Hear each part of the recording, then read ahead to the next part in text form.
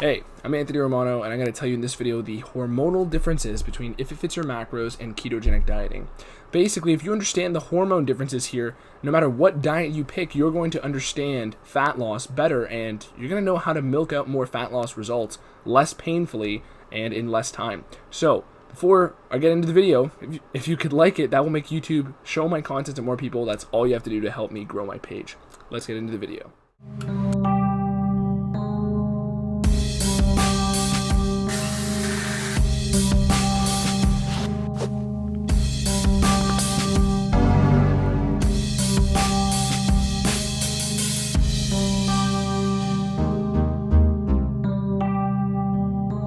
So, the first thing you need to know in this video is that fat loss and muscle gain is not simply a matter of quantity.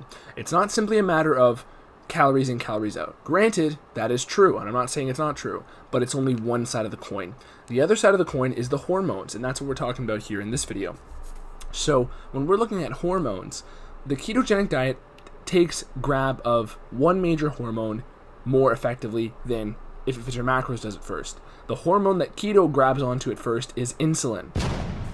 And the main approach here is not simply a calorie reduction right away. A lot of people will do keto and they won't have to count calories up front because their insulin is so much lower than it would have been on the same level of calories but with carbs in place. So when they cut out carbs entirely, this is when your insulin's dropping a lot and you're basically shocking your body into hanging on to less fat because the fat storage hormone insulin is way lower. So let's look over at If It Fits Your Macros, right? So I came up with this little diagram. Okay, maybe I'll put a edited version of it somewhere up here. But this diagram, okay, with my messy, terrible writing. What we have here is on one side, you have If It Fits Your Macros tends to work more at first on leptin. So, and keto tends to focus more on insulin. So if you've seen my other videos, you know that I explain leptin and insulin as the micro and macro managers of your body's fat stores and also fuel, basically. So leptin is basically the store manager. It is the overseer of all the fuel you have on hand. So fuel being body fat.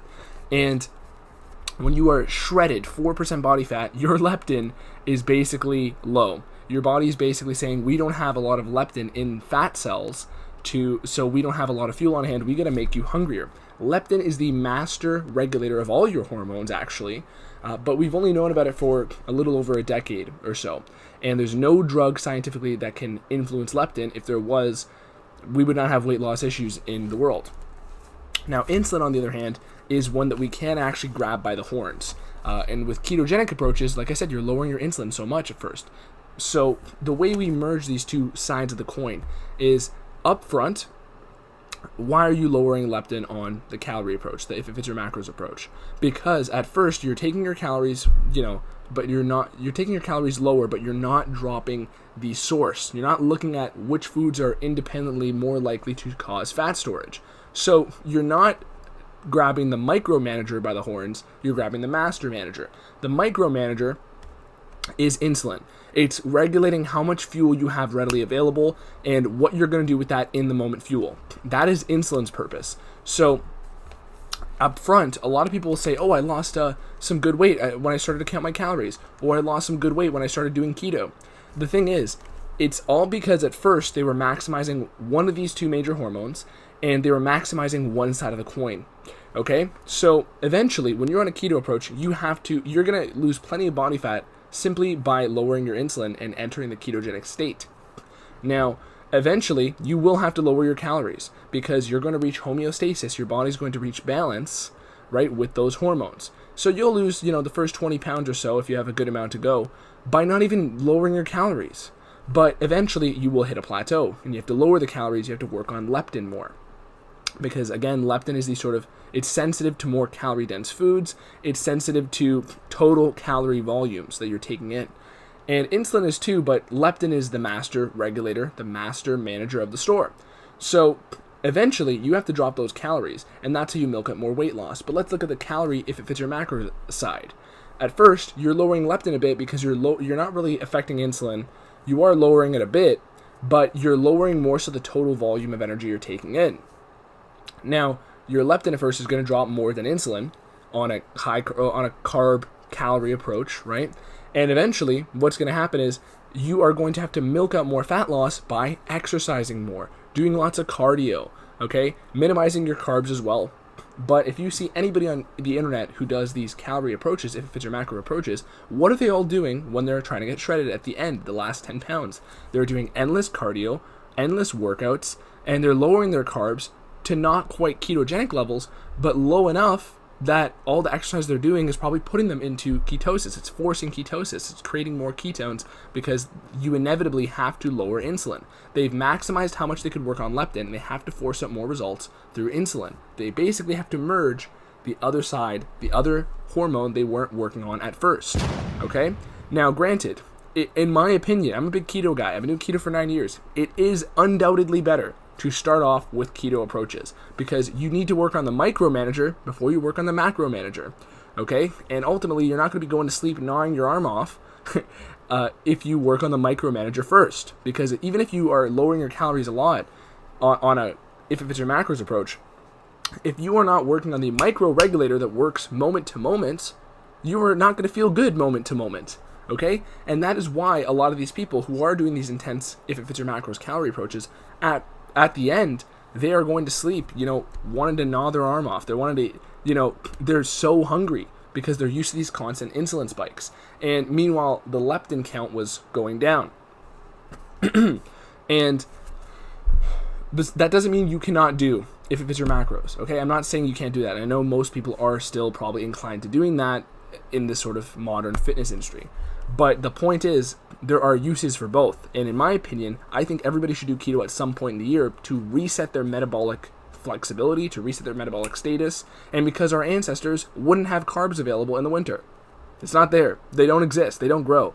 At the least, if you lived in Hawaii, sure, you might have only had 3 months or 4 months where carbs weren't in season, grains and fruits wouldn't grow. But guess what? They didn't have a choice, up until the agricultural revolution.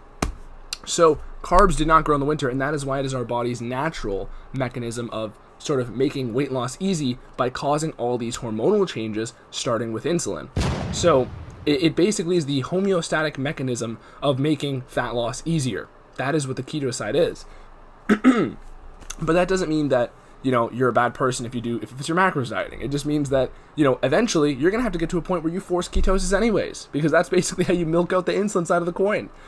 So it's just a point where I say for a lot of people, if you're getting very low calories, you need to jump very low calories, very, very low carb, but not quite ketogenic yet. Just make the jump and enter the pool of ketosis. Because at the end of the day, you never want to be on a low carb, non-ketogenic diet. You either want to have your carbs or you don't. That is what I tell people with any sort of fat loss goal. Because you want to make a sustainable change in your diet. And if you are doing something that is unsustainable, like a low-carb, non-ketogenic diet, which is what a lot of people do when they think it is keto, that is when you're going to be the most hungry because you're keeping your body on a carb metabolism but giving it very few carbs to work with. So you're going to be fighting ketosis every single day. And that's why people on keto will say they're never hungry, yet they're not eating any carbs at all. It's easier than eating 100 a day. Okay. However, if you're somebody who's already eating carbs and you're eating 200, 300 a day and you're dieting, by lowering your calories, that will work for a while up front, just like the same way that not counting calories and eating keto will work for a while up front until they inevitably plateau and you have to merge the other side of the coin to milk up more fat loss results.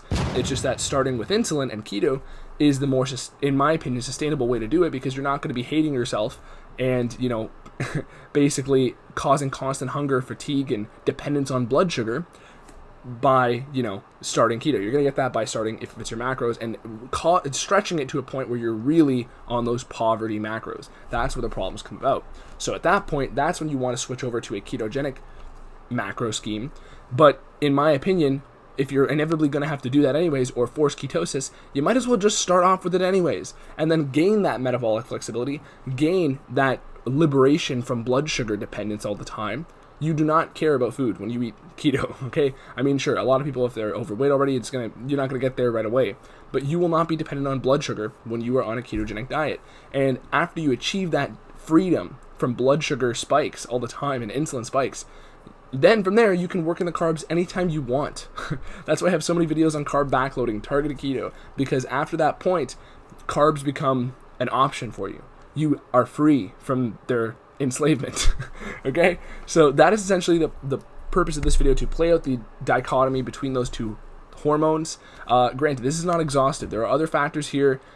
There's ghrelin, which is another hormone that makes you hungry in the moment, which is primarily, synced up with the times you regularly eat every day. There's a lot of other things, but those are the two master hormones that are involved here. Okay, hopefully this video gave you more insight to fat loss. I encourage you to watch my other videos on keto and on other fat loss tips. At the end of the day, you can do whatever you like, but you have to realize we are a lot more alike than we are different. When everybody's telling you, oh, you can do whatever you like, you do what works for you. Look, there's two kinds of diets. There's ketogenic and non-ketogenic. And if you are doing a non-ketogenic diet, somebody's telling you, oh, your exact macro scheme is individualized to you. We all have the same organs. We all have the same ancestors. If you're living here right now, it means your ancestors came from the same conditions mine lived in with slight variances. So people are going to be more sensitive to individual things, but we all react to insulin the same. Well, unless you're diabetic. That's why we have a condition called diabetes if you don't react to insulin the same. We all have the same, not the exact same level of insulin sensitivity, but we have the same propensity to mess up our insulin sensitivity. We all have the same we all use leptin the same way, unless you've gotten a problem where you are no longer leptin sensitive.